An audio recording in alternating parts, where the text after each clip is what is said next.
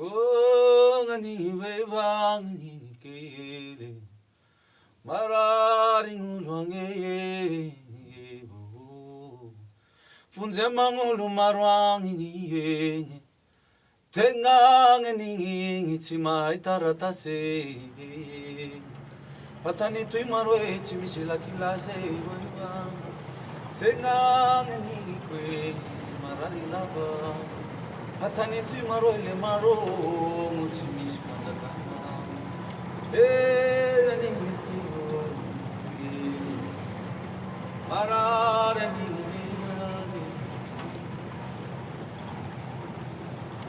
Je débarque à Madagascar pour la première fois. Mon but est d'aller à la rencontre des artistes et de la culture du pays.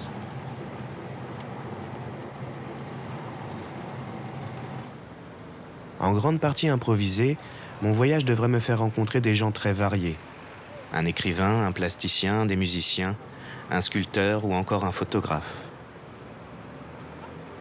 Peut-être aussi aurai-je la chance d'assister à une fameuse cérémonie de retournement des morts. Je commence par la capitale, Antananarivo, où j'ai rendez-vous avec l'écrivain Johari Ravaloson, prix Roman 2010 de la Réunion des livres. Inspiré par le coup d'État de 2009, il commence par me lire son dernier travail en cours.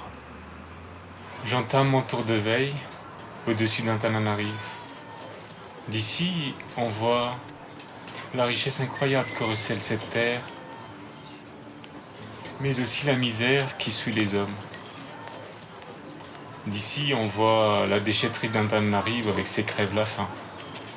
D'ici aussi, on voit des politiciens d'Antananarivo qui dépouillent le pays avec une feuille de route validée par la communauté internationale. Tout est plus urgent que d'écrire ici. Je voulais écrire sur Antananarivo, parler de 3-4 personnes qui vivent ici et de ce qu'elles font tous les jours pour vivre dignement. Parce que c'est la dignité qui fait l'homme, dit-on ici. Une fana, une houle. C'est la vie des gens que je veux raconter. C'est aussi un espoir que je veux trouver. Je cherche un traitement de choc pour garder confiance en l'avenir, en ce qui est déjà en nous, et résister alors que tout va à la dérive.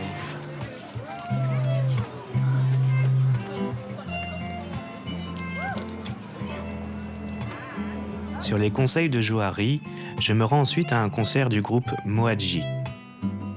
Un groupe de 6 jeunes d'environ 25 ans qui se connaissent et font de la musique depuis le lycée.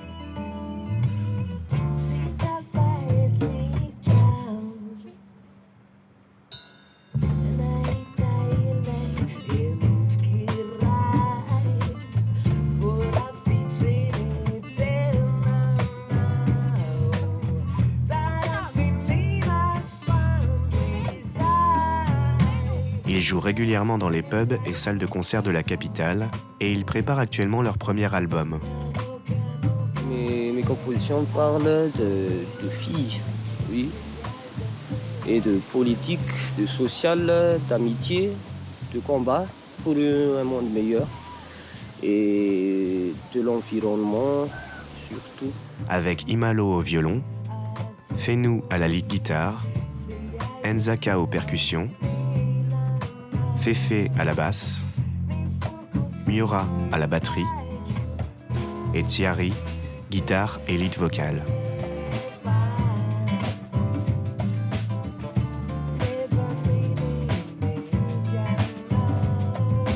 Leur musique, qu'ils qualifient de free roots, m'accompagnera tout le long de mon voyage et deviendra tout naturellement la musique de ce film.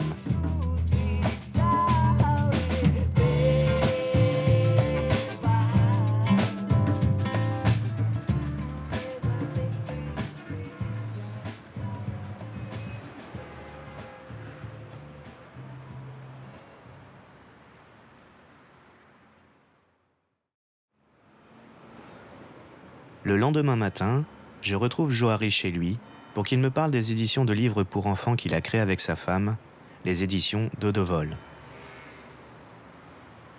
C'est un concept un peu différent de tous les livres pour enfants parce que généralement, lorsqu'on fait des livres pour enfants, on a une histoire qu'on veut leur raconter, et on appelle des plasticiens pour illustrer. Là, de De Vol, c'est plutôt le contraire. On a des œuvres d'art qu'on veut montrer aux enfants. Par exemple, ce tableau de Quinquelet, c'est un tableau de 2 mètres sur 2. Il avait fait une exposition qui est plutôt des portraits de famille, des grands tableaux très très colorés. Et on appelle plutôt un auteur pour illustrer l'étoile et raconter une petite histoire avec.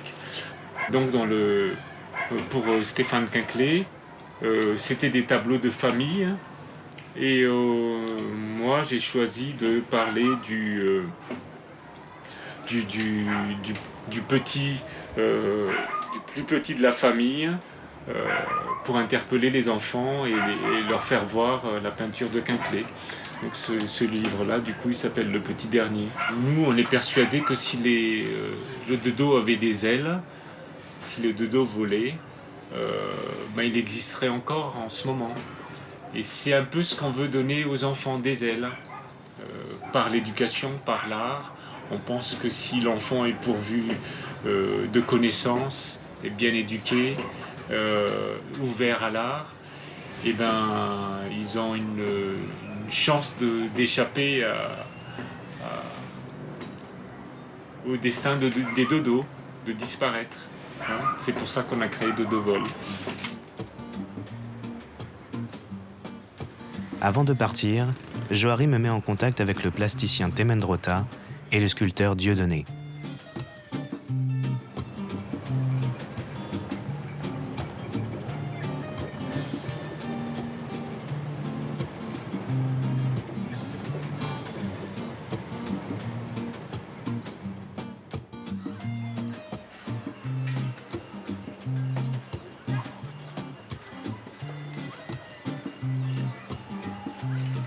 Je m'appelle Temendrota, c'est mon nom d'artiste.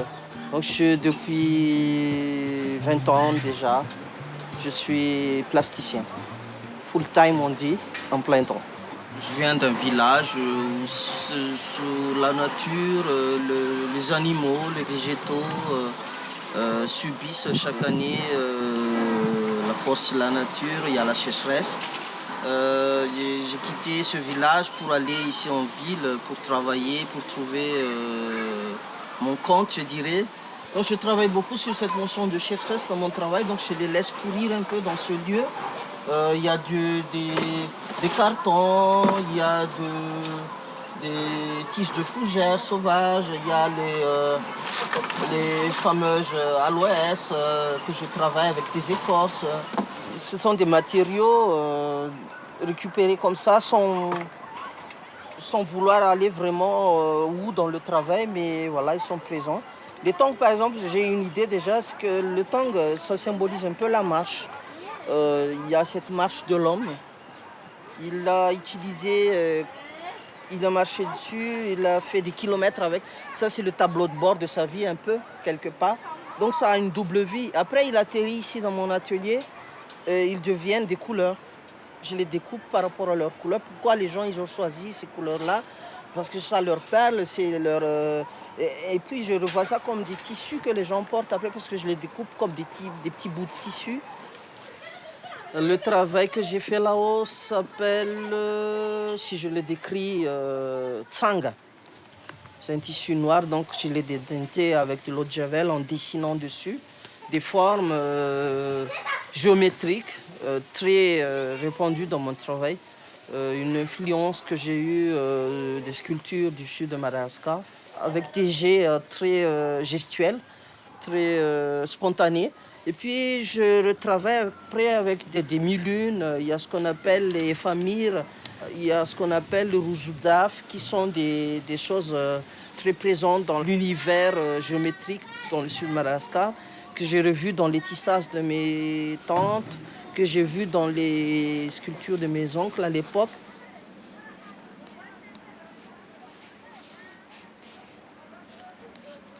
En fait, ce travail s'inscrit dans cette idée de planter quelque chose qui se tient debout.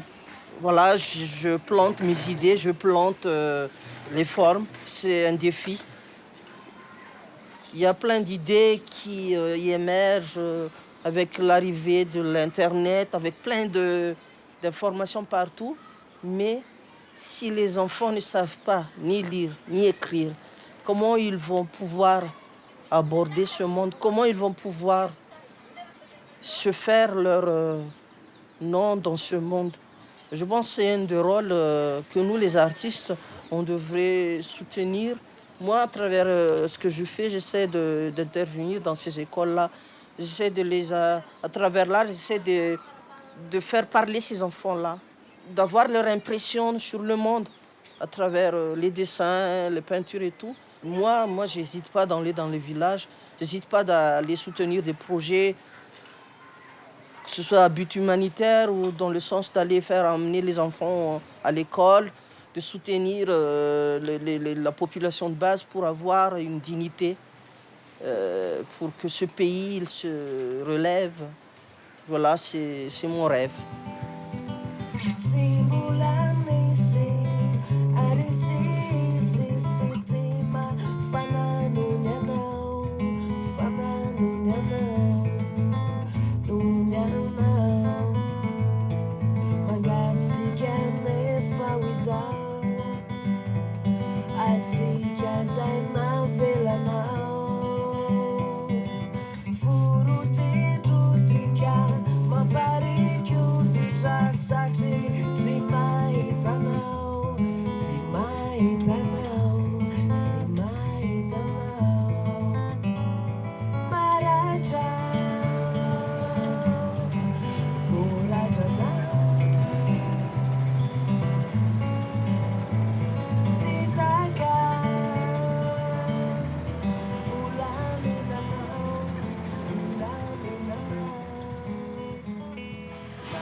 Je m'appelle Dieudonné Rassafine Zatouf.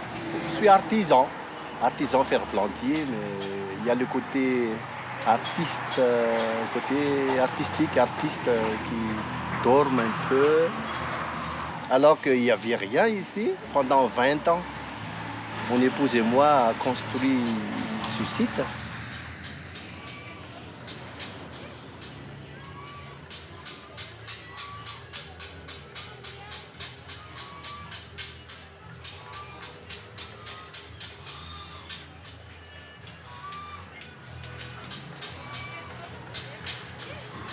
En voyant les gens dans la précarité. Donc on a pris l'initiative d'être avec des gens, c'est trop fort de dire pauvres, mais les gens qui n'ont vraiment pas la chance de trouver du travail.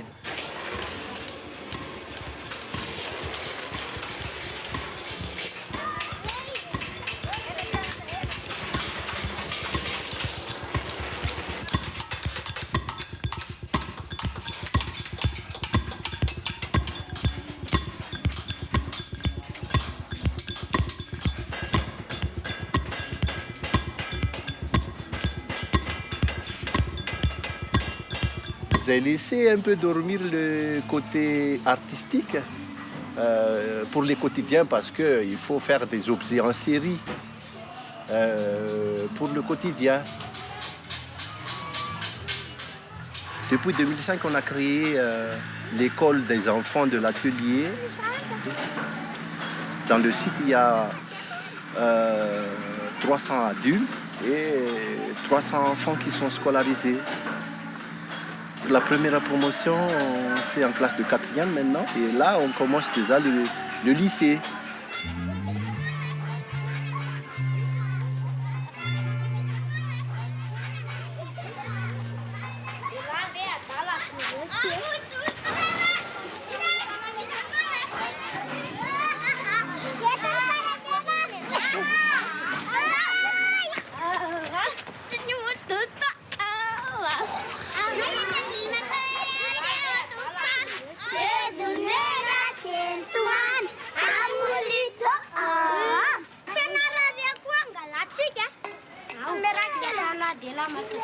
Il y a de quoi être fier parce que mon épouse et moi avons décidé de ne pas accepter les financements.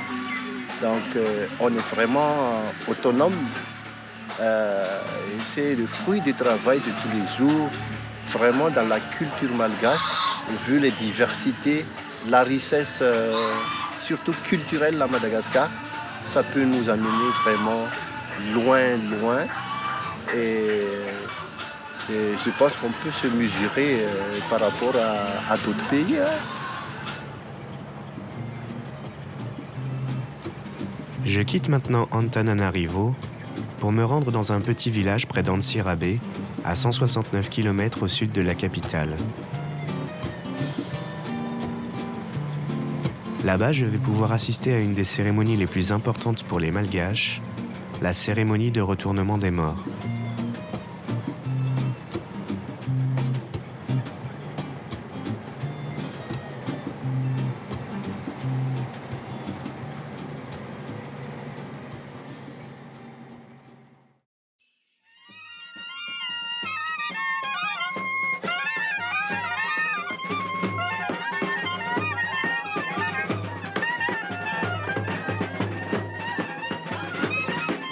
Cette cérémonie a lieu au moins 5 ans après la mort des ancêtres.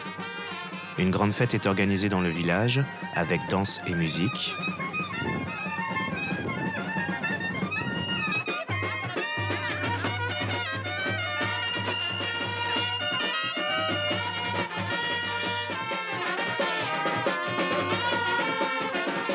Puis un instant solennel avec l'hymne national malgache.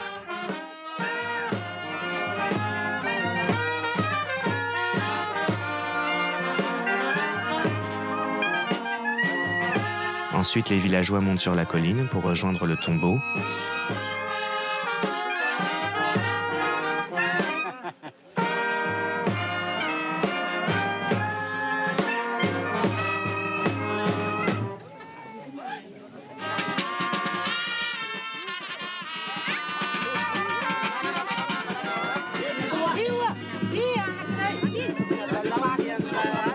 Et on en sort les morts qui vont être fêtés.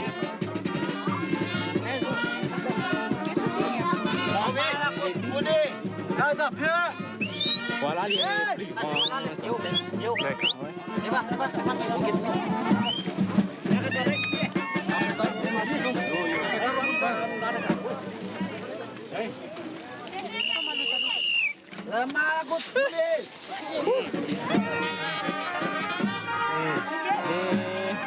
les gens respectent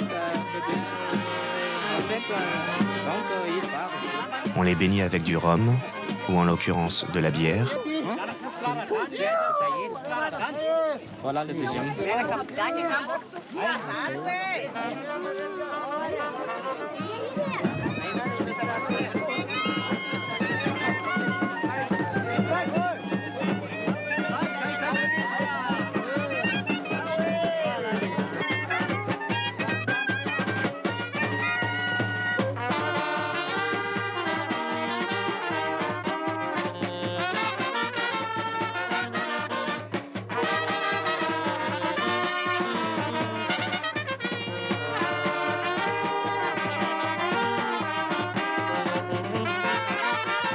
Et enfin, la cérémonie s'achève avec le changement des linceuls.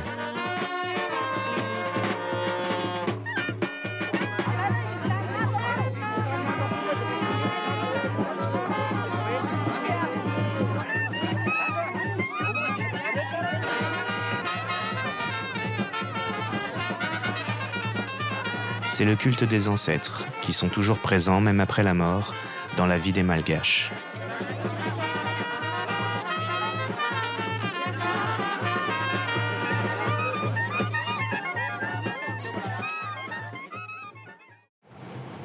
Je me dirige ensuite vers Fianarantsoa, où Johari Ravaloson m'a conseillé d'aller rencontrer le célèbre photographe Pierre Omen.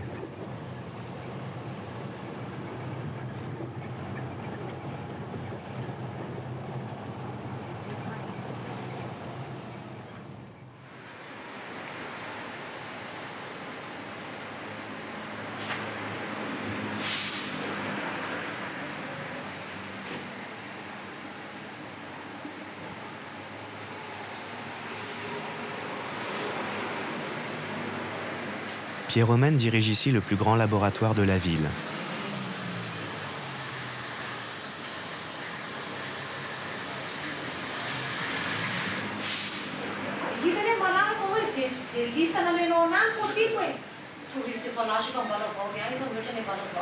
Fin observateur des scènes de la vie malgache et grand adepte du noir et blanc, sa notoriété dépasse largement Madagascar. Il a été lauréat de nombreux prix internationaux pour ses photos.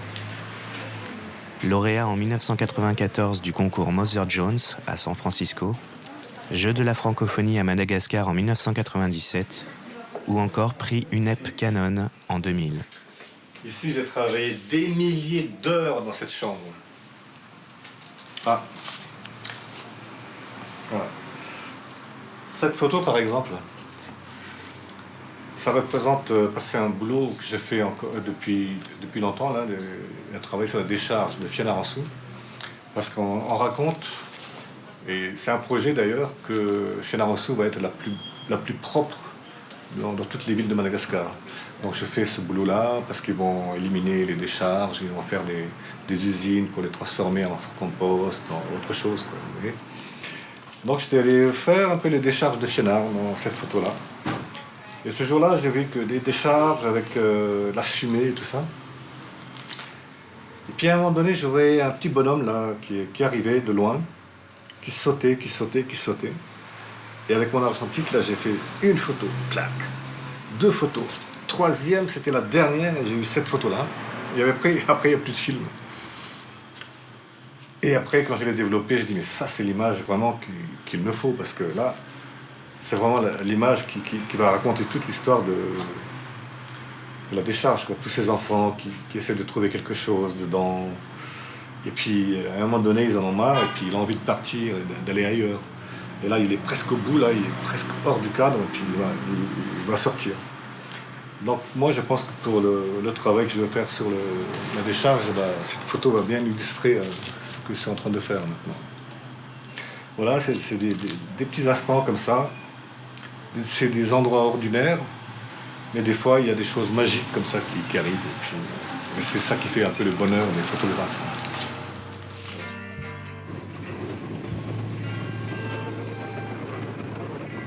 Je quitte Fianarantsoa pour rejoindre la côte Est en empruntant la mythique ligne ferroviaire FCE. En très mauvais état et avançant presque au ralenti, il me faudra ce jour-là 22 heures pour parcourir les 163 km jusqu'à Manakara. Mais en découvrant des paysages magnifiques.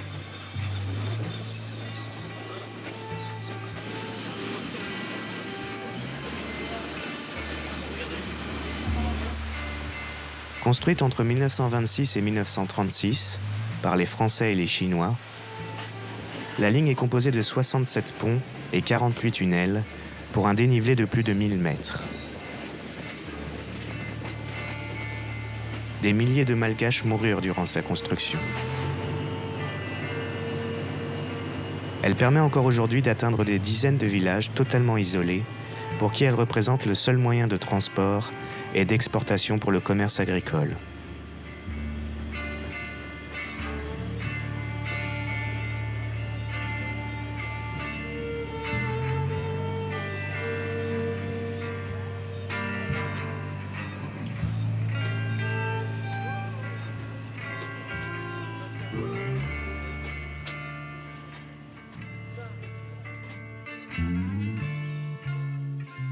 Quand j'arrive à Manakara, je découvre qu'une partie du pont principal s'est écroulée il y a quelques mois à cause d'un camion trop lourd. Du coup, un escalier de fortune y a été installé pour que les piétons puissent encore avoir accès à la partie du pont intacte.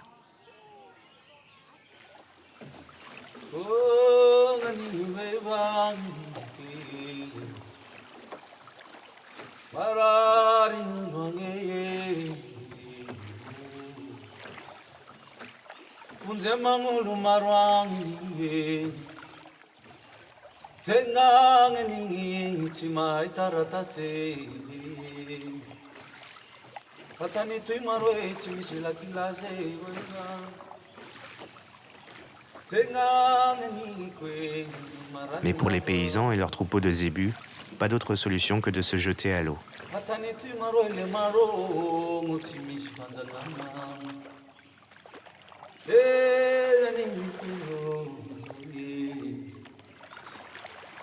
Mara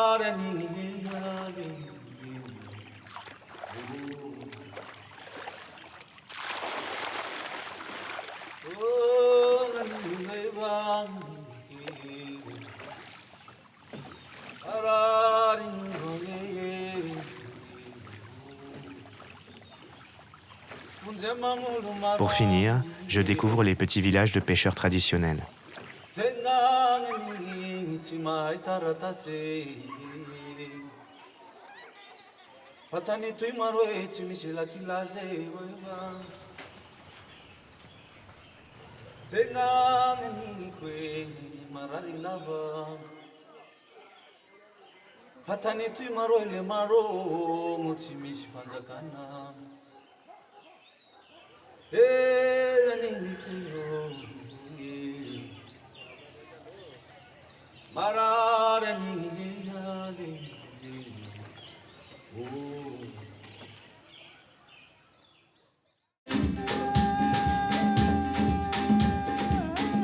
Alors que j'arrive à la fin de mon voyage, je repense à Temendrota et à son travail avec les tongs, le tableau de bord de la vie, comme il dit.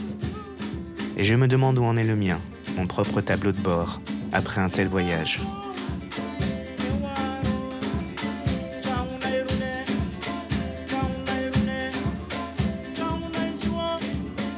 En si peu de temps, qu'ai-je appris de Madagascar?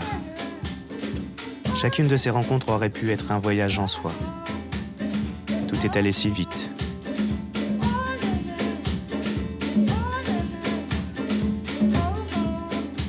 Et si je ne rentrais pas tout de suite en France? Il me reste encore tant de rencontres à faire, tant de lieux à découvrir. Et si je décidais de me perdre encore un moment sur ces pistes de latérite?